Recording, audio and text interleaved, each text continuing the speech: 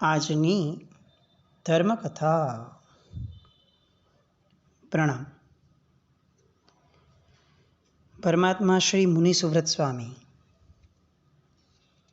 ગર્ભની અંદરમાં માતાને આવ્યા. રાણીએ 14 સ્વપ્ન જોયા.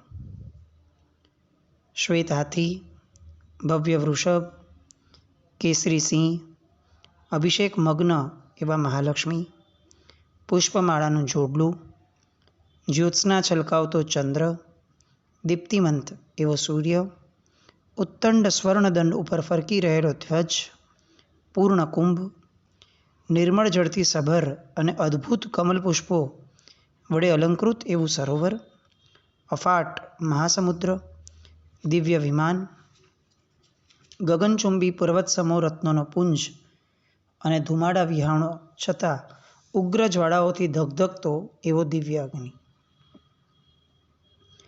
આ 14 સ્વપ્નોને રાણીએ પોતાના મુખમાં પ્રવેશતા નિહાળ્યા.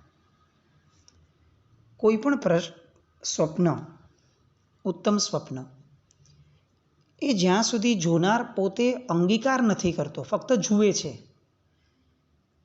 તો એ ફક્ત જુએ એનો ફળાદેશ અલગ હોય અને એ સ્વપ્નને પોતે અંગીકાર કરી લે એનો ફળાદેશ અલગ હોય.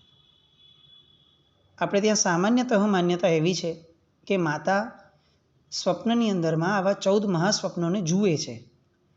વાત સાચી છે, પણ દરેક મહાસ્વપ્નને પોતાના મુખમાં પ્રવેશતા જુએ છે. સ્વપ્ન જોયું, પહેલું સ્વપ્ન ફોર એક્ઝામ્પલ, તો એ પહેલું સ્વપ્ન જોયા પછીથી એ ગાયબ નથી થઈ જતું, એ પોતાના મુખમાં પ્રવેશે છે, એ રીતે જુએ છે. એટલે આ રીતે 14 મહાસ્વપ્નોને પોતાના મુખમાં વન બાય વન પોતાના મુખમાં પ્રવેશતા માતા જુએ છે. અત્યંત રોમાંચ અનુભવે છે. આનંદના મહાસાગરમાં એ જાણે નાતા હોય એવું અનુભવે છે. શૈયામાંથી બેઠા બેઠા એ સ્વપ્નોના સ્વરૂપને એ બરોબર ધારી લે છે. આ એક પ્રકારની વ્યવસ્થા છે. આપણે આ બધા સ્વપ્નશાસ્ત્ર, શુકનશાસ્ત્ર, સમુદ્રશાસ્ત્ર, આ બધું જ આપણે ગુમાવી બેઠા છીએ. એના કારણે શું થાય છે કે કેટલીક વસ્તુઓની જે વિધિ છે એ વિધિ આપણાથી દૂર થઈ ગઈ છે. એટલે થાય એવું કે ઉત્તમ વસ્તુઓ મળવા છતાં એની વિધિવત સેવના નથી થતી, એટલે એ એવું જોઈએ એવું ફળ નથી આપતા. કોઈ પણ સ્વપ્નને, સારા સ્વપ્નને જોયા પછીથી તરતથી ઊભા પણ નથી થવાનું. જાગી જવાનું છે, સૂવાનું નથી, પણ આડા પડતા જ સૌ પ્રથમ જે સ્વપ્ન જોયું છે એને મનથી આખું ને આખું વાગોળી અને એને બરાબર ધારી લેવાનું છે કે મેં એક્ઝેક્ટ શું જોયું હતું, એને મનમાં ધારણ કરવાનું છે. એ ધારણ કર્યા પછીથી એ જે સ્વપ્ન જોયું છે, શુભતા જે જોઈ છે, એનો આનંદ અનુભવવાનો છે. આ કોઈ આર્ટિફિશિયલ ઊભું ન કરી શકાય. સાહજિકપણે એનો એક આનંદ જીવ અનુભવે. અને પછીથી માતા શું કરે છે તો કે ધીમે ધીમે ગજગામીની ચાલે એ રાજાજીના પલંગ સુધી પહોંચે છે. અત્યંત મધુર અને પ્રિયકર શબ્દો દ્વારા સૌથી પ્રથમ એ રાજા સુમિત્રને જગાડે છે. આ આપણે ત્યાંની વિધિ હતી. કોઈ પણ વ્યક્તિને સવારે મધુર શબ્દોથી જગાડવાની વાત હતી. આપણે લગભગ આજકાલ એલાર્મના માધ્યમથી જાગતા થઈએ છીએ. આ યોગ્ય નથી. ચોકસાઈ માટે એલાર્મ મૂકવો એનો કોઈ વિરોધ નથી, પણ મધુર શબ્દો સાંભળતા જે ઊંઘ ઉડે એની મધુરતા જે છે એ આખા દિવસ દરમિયાન જીવને એક બેક ઓફ માઇન્ડ એની છાપ રહે છે. કોઈને એવું જણાવવું કે તમે મને 6:20 જગાડજો ને, અને એ આપણને બહુ સારા શબ્દોથી જગાડે અને 6:20 એલાર્મ વાગે. બહુ સાહજિકપણે આપણે સમજી શકીએ છીએ કે બેમાં બહુ ફરક છે. કોઈ બહુ પ્રેમથી જગાડે, જગાડતા પણ આપણને આપણા નામથી બોલાવે, વાત્સલ્યથી માથે હાથ ફેરવે, ગ્રીટ કરીને બોલાવે. આ બધી આપણી મૂળભૂત પરંપરાઓ વાત્સલ્યની હતી. આપણી કૌટુંબિક પરંપરામાં આ બધું આવતું હતું. માતા જે રીતે સુમિત્ર રાજાને જગાડે છે એ જગાડવાની વિધિ પણ આપણાથી અત્યારે જાણે દૂર થઈ ગયો હોય ને એવા આપણે થઈ ગયા છે, શુષ્ક. બહુ જ પ્રિયંકર શબ્દો દ્વારા એમને જગાડ્યા. પછી રાજા પણ જાગે છે. એ રાણીને સૂચના આપે છે કે આ તમે ભદ્રાસન પર બેસો, અને પછી પોતે વિનયપૂર્વક માતા 14 સ્વપ્નોની વાત કરે છે. વાત કરતી વખતે પણ એક રોમાંચ હોય. આપણે ત્યાં બોલવું એક કળા હતી. ગમે તેમ બોલી લેવું અને પછી કહું કે ભાઈ આપણને તો બધી સ્પષ્ટ વાતો કરવી જ ફાવે છે, એ ઉચિત નથી. બોલવું એ પણ એક કળા છે, કારણ કે આપણા બોલવા માત્રથી સામા વ્યક્તિના અને આપણા પોતાના મનના વિચારો, એના તરંગો એ પ્રગટે છે. મધુર બોલાયેલી વસ્તુઓ એના તરંગો મધુરતાથી પ્રગટે. એટલે સામાને એ ક્યારે આકરા ન લાગે, અને આકરું ન લાગે તો આકરો ન બને સામો વ્યક્તિ. એટલે આ એક મધુરતાથી બોલવાની પણ એક કળા છે. એમણે બધી વાત કરી અને પછી બહુ જ વિનયપૂર્વક આ 14 સ્વપ્ન જે આવા જોયા એના ફળાદેશ વિશે પ્રશ્ન પૂછ્યો. સ્વપ્નોની વાત સાંભળતા સાંભળતા જ રાજાની પ્રસન્નતા એનો પાર નથી રહેતો. એક એક સ્વપ્ન બોલાતું જાય છે, અને રાજા એક સ્વપ્નના રિસ્પોન્સમાં, એના પ્રત્યુત્તરમાં પોતાનો આનંદ વ્યક્ત પણ કરે છે. એ જે અભિવ્યક્તિ છે, એ અભિવ્યક્તિ એ માતાને પણ આગળના સ્વપ્નો કહેવામાં રોમાંચ અનુભવાવે છે. આ એક પારસ્પરિક પ્રક્રિયા છે. રાજા હવે પોતાની બુદ્ધિ અને સ્મૃતિના આધારે આ સ્વપ્નો ઘણા ઉત્તમ, લાભકર્તા અને માંગલિક છે એવું કહે છે, અને એમ કહે છે કે આપણને ચોક્કસપણે એક અસાધારણ કક્ષાના પુત્રની પ્રાપ્તિ થશે. રાણીને આ સાંભળીને ખૂબ આનંદ થયો. પછીની જે શેષ રાત્રિ હતી એ પોતાની શૈયામાં જ બેઠા બેઠા બંને દેવગુરુ ધર્મ સંબંધિત તત્વ ચર્ચાઓ અને ચિંતનની અંદરમાં પસાર કરે છે. આપણે ત્યાં પતિ અને પત્નીને વાત કરવા માટે ઘણા બધા વિષયો હતા. તત્વ ચર્ચાઓ કરી શકે એ રીતની વાતો, એ રીતનું જ્ઞાન પણ હતું. આજે તો પરિસ્થિતિ એવી આવીને ઊભી રહી છે કે ઘરના 5 જણ ભેગા થાય તો કયા વિષય પર વાત કરશે એનો સૌથી મોટો પ્રશ્ન ઊભો થાય. અને આ બહુ જ નબળી પરિસ્થિતિ છે. ધાર્મિક ઘરોની અંદરમાં પણ પરિસ્થિતિ આ છે કે જો કોઈ વાત કરશે તો યા તો એ કોઈ નિંદાની કોઈની વાત હશે, યા તો પછી કોઈ વિષય રાગની અનુમોદનાની વાત હશે, યા તો એ પારકી પંચાયત હશે, અને યા તો પછી ટોક કરવાની વૃત્તિ હશે. ક્યાંય પણ તત્વ ચર્ચાનું સ્થાન ન રહ્યું, કારણ કે હવે ઘરની અંદરમાં સામૂહિક રીતે ધર્મ જ નથી કરાતો. પત્નીને જ્યારે સમય મળે ત્યારે પત્ની પોતાનો ધર્મ કરી લે, પતિને તો સમય મળતો જ નથી, ને મળે તો એને કરવો હોય તો કરે. બાળકોને પોતાના ભણવામાંથી સમય નથી મળતો, એટલે એ અઠવાડિયે એકવાર, 15 દિવસે એકવાર કદાચ એને જે કરવું છે એ કરે. આપણે પર્યુષણાની થોઈ જોઈએ તો પર્યુષણાની થોઈમાં પણ બહુ સાહજિક રીતે આ વાત આવે છે કે પરિવાર સાથે જવાનું છે. વિશેષ પ્રસંગોના દિવસોમાં આખા પરિવાર સાથે પરમાત્માની ભક્તિ કરવા જવાનું છે. આપણે ઘણી બધી વાર પરમાત્મા ભક્તિની વિધિ માટે 500 જગ્યાએ માથાકૂટ કરતા હોઈએ કે વિધિમાં શું લખ્યું છે, આમ કરાય કે આમ કરાય. પણ આ વિધિ ક્યારેય આપણા મગજમાં બેસતી નથી કે પરિવાર સાથે પૂજા કરવા જવાનું છે. અહીંયા રાજા અને રાણી બંને બેસી અને તત્વ ચર્ચા કરે છે. આ યોગ્યતા છે, અને કદાચ આવી જ યોગ્યતાના કારણે ઘરે તીર્થંકરનો જન્મ થતો હશે. રાત્રિ પસાર થઈ. બીજે દિવસે સુમિત્ર રાજાએ પોતાના નગરના જ્યોતિષ, નિમિત્ત આદિ શાસ્ત્રોના જ્ઞાતા એવા ઉત્તમ બ્રાહ્મણોને રાજ્યસભામાં આમંત્ર્યા. એમની સમક્ષ રાણીને આવેલા 14 સ્વપ્નો વર્ણવ્યા, એનો ફળાદેશ પૂછ્યો, અને નિમિત્તજ્ઞોએ પણ જણાવ્યું કે આવા સ્વપ્નો સૂચવે છે કે આપનો થનાર પુત્ર કાં તો તીર્થંકર થઈ શકે અને કાં તો એ કોઈ ચક્રવર્તી રાજા થાય. રાજા હરખથી નાચી ઉઠ્યા. નિમિત્તજ્ઞોને પણ ઉચિત દાન દક્ષિણા વગેરે આપી અને રાણી પાસે દોડ્યા. બધી વાત હોંશે હોંશે રાણીને જણાવી. હજી તો આ વાત ચાલુ હતી ને ત્યાં એક આશ્ચર્યકારી ઘટના બને છે, જે ઘટના ફક્ત મુનીશ્વર સ્વામી ભગવાનના જીવનની અંદરમાં જ અનુભવાય છે, સાંભળવામાં આવે છે, વાંચવામાં આવે છે. વાત એમ છે કે આ વાતો ચાલી રહી હતી ત્યારે આકાશ માર્ગે વિચરી રહેલા એક ચારણ મુનિ એ અચાનક ત્યાં ઉતરી આવે છે. રાજા રાણી જુએ છે એટલે તરત જ એમને વંદન કરે છે અને ધર્મલાભ આપતા એ મુનિરાજ રાજા રાણીની સામે ઊભા રહ્યા. રાજાએ તત્ક્ષણ આસન મંગાવ્યું, એની પર બેસવાની વિનંતી કરી. મુનિ આસન પર બેઠા અને રાજા રાણીએ એમને વંદન કર્યા પછીથી રાણીએ જોયેલા સ્વપ્નની વાત એમને કરી. મુનિરાજે પોતાના જ્ઞાનનો ઉપયોગ મૂક્યો અને એમને જે જણાવ્યું એ એમને પોતાના પ્રસન્ન મુખમંડળમાંથી એમણે જણાવવાનું શરૂ કર્યું. રાજન, તમે ખરેખર બળભાગી છો. જીન શાસનના શાસ્ત્રોમાં આવા સ્વપ્નાઓનું બહુ જ મહાત્મ્ય વર્ણવ્યું છે. તીર્થંકરની માતાને જ આવા સુસ્પષ્ટ અને સુરેખ સ્વપ્નો આવે, અને એટલે જ હું બહુ જ મક્કમતાથી આ તમને કહી શકું છું કે તમારે ત્યાં તીર્થંકરનો પુણ્યાત્મા જ પધાર્યો છે.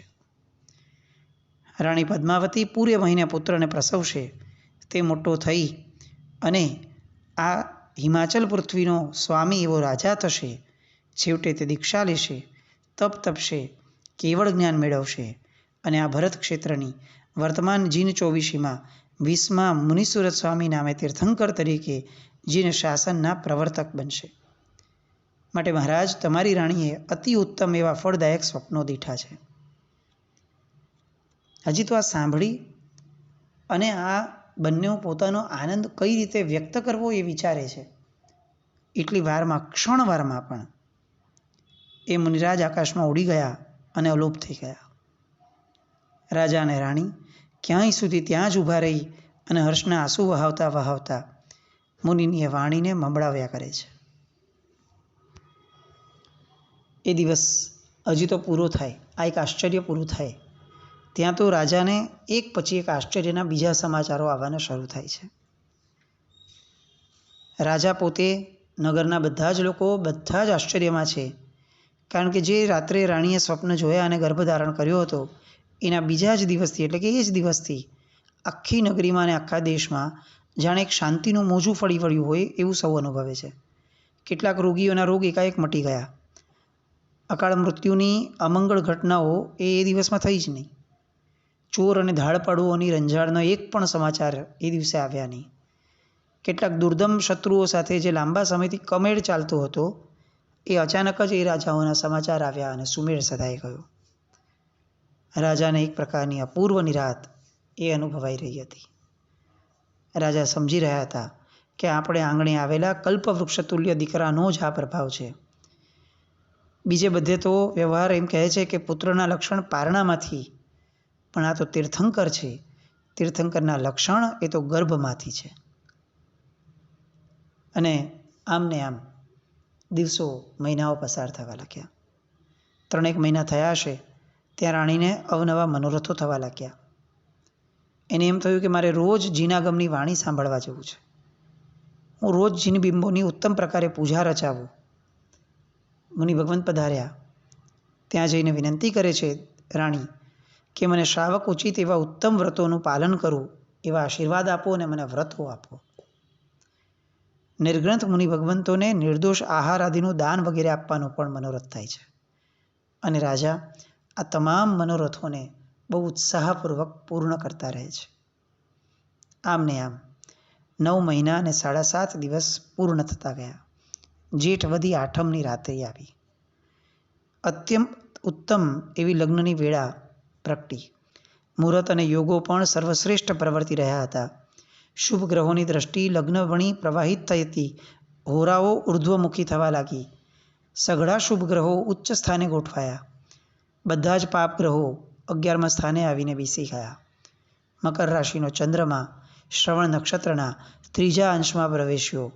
આખું નગર, સમગ્ર રાજભવન જ્યારે મીઠી નીંદરના આશ્લેષમાં લપેટાયેલું હતું એવા સમયે રાણી પદ્માવતીએ પ્રસૂતિની લેશ માત્ર પણ પીડાનો અનુભવ કર્યા વિના સુખમય રીતે એક પુત્રને જન્મ આપ્યો.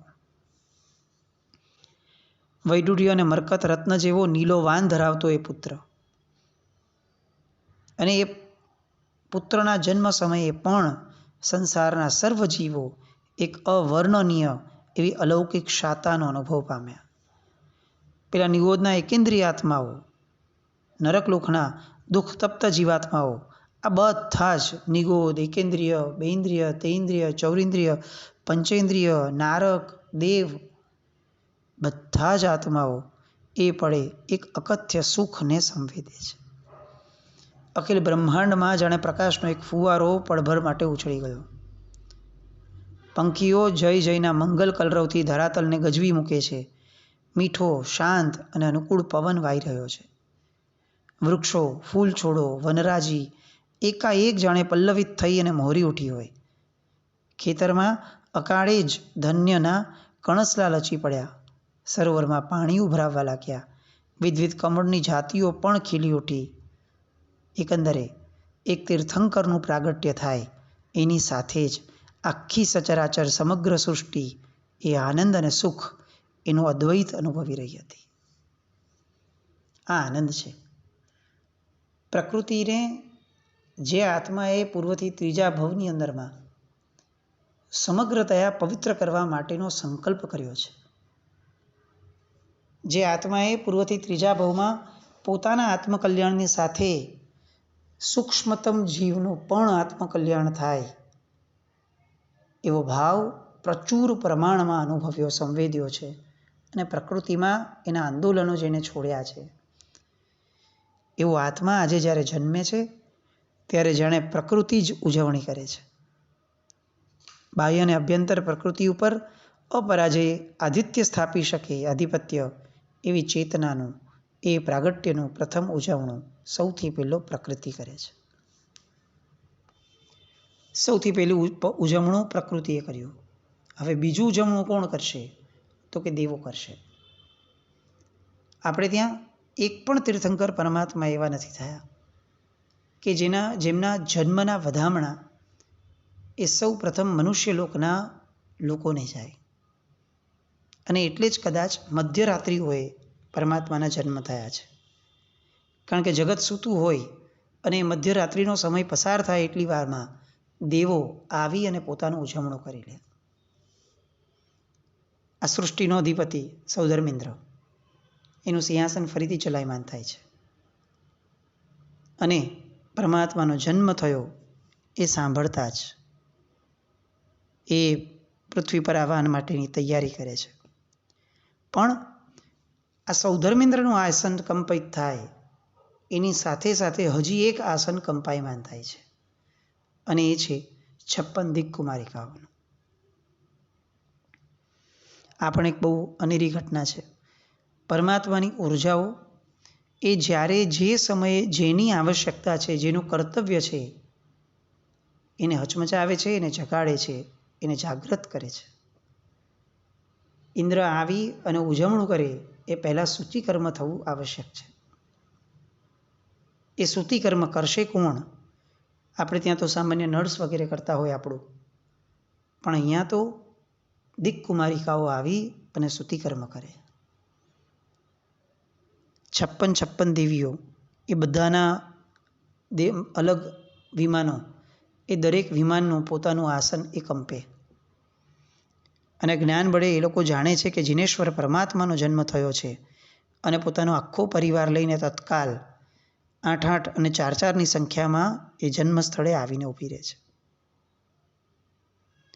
આપણે ત્યાં જેને દાયણ કહેવાય, એ દાયણનું કામ એ દેવલોકની અંદરમાં રહેલી આ દિક્કુમારિકાઓ કરે છે અને આનો અબાધિત શાશ્વત અધિકાર આ દિક્કુમારિકાઓને રહેલો હોય છે. સૌથી પહેલાં આવે છે અને માતા અને પરમાત્માને વંદન કરે છે. ત્યાર પછી નાળનું છેદન કરે છે. સ્નાન, મર્દન, વસ્ત્ર અલંકારોનું પરિધાન વગેરે વિધિઓ કરે છે. લઘુ હિમવંત નામનો જે પર્વત છે ત્યાંથી ગોશીર ચંદનના કાષ્ઠનું દહન કરવા પૂર્વક એમાંથી ભસ્મ બનાવે છે. એ ભસ્મમાંથી બનાવેલી રક્ષા પોટલી એ પરમાત્માના હાથ ઉપર એ લોકો બાંધે છે. શું આશય? તો કે કોઈની કુદ્રષ્ટિ વગેરે પરમાત્માને ન નડે એ આશય. આપણને આમ પ્રશ્ન થાય કે જેના જન્મ સમયે બધા જ ગ્રહો ઉચ્ચના થઈ ગયા હતા, એને હવે કોની કુદ્રષ્ટિ નડવાની? અને વાત સાચી પણ છે, પરમાત્માને કોઈની કુદ્રષ્ટિ ન નડે, પણ પરમાત્માનો અધિકાર, પરમાત્માનું પુણ્ય એ પરમાત્મા જાણે ભક્તનું હૃદય એ તો પરમાત્માને સ્વતુલ્ય પોતાના વાત્સલ્યનું પરમ પ્રતીક ગણી અને પોતાના મનના જે ભાવો ઉભરાય એ બધા જ ભાવોને પરમાત્માની અંદરમાં આરોપિત કરવાનું કાર્ય કરાવે. સ્ત્રી સહજ આ ભાવ થાય કે આ કુંવરને કોઈની નજર ન લાગી જાય, અને એટલે પરમાત્માની રક્ષા પોટલી બાંધે છે. એ પરંપરા આજે પણ આપણે ત્યાં છે. આપણે ત્યાં બાળકને રક્ષા પોટલી બંધાય. જો કે તકલીફ એ થઈ ગઈ કે હવે આપણે ફેન્સી રક્ષા પોટલીઓમાં આવી ગયા.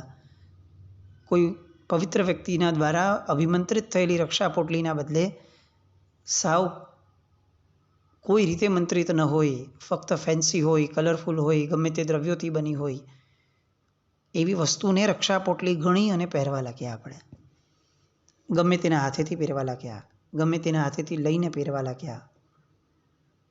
આવું ન હતું. આપણે ત્યાં ફક્ત દ્રવ્યોની કિંમત કરવાના કારણે એના મૂળભૂત આશયોથી આપણે વિખૂટા પડતા ગયા. 56 દિક્કુમારિકાઓ જે બાંધતા હતા એ લઘુહિમ વંદ પર્વત, એનું કાષ્ઠ, એની ભસ્મ એને બાંધતા. આપણે ત્યાં સરસવના દાણાઓનો પાવડર, એનું ચૂર્ણ બનાવી અને આ રક્ષા પોટલીની અંદરમાં મૂકવામાં આવતું. આચાર્ય ભગવંત એ જ્યારે પણ પોતાની પીઠિકા વગેરેમાં બેસે ત્યારે એને અભિમંત્રિત કરતા. એ રક્ષા પોટલીઓ કહેવાતી. એ વેચાય નહીં ક્યારે, પણ આવી રક્ષા પોટલી વગેરે બાંધી અને તીર્થંકરના કાન પાસે 2 પાષાણ ગોળાઓને હાથમાં પકડી અને પરસ્પર અફડાવે છે, અવાજ પેદા કરે છે અને જાણે ભગવાનને એક સંદેશો આપે છે કે ભગવાન, આ ગોળા તો પર્વતનું પ્રતીક છે, તમે પર્વત જેવા દીર્ઘાયુષી થાઓ એ માટે અમે આ પ્રક્રિયા કરીએ છીએ. આવી અનેક પ્રક્રિયાઓ તાર્કિક રીતે જોવા જઈએ, આધ્યાત્મિક રીતે જોવા જઈએ તો જેનું બહુ જ મહત્ત્વ છે. એ એમના જન્મ સાથે જોડાયેલી પ્રક્રિયાઓની વાતો માટે આવતીકાલે ફરીથી મળશું. જીના જ્ઞાનવિદ કંઈ પણ બોલાયું હોય તો મિચ્છામિ દુક્કડમ.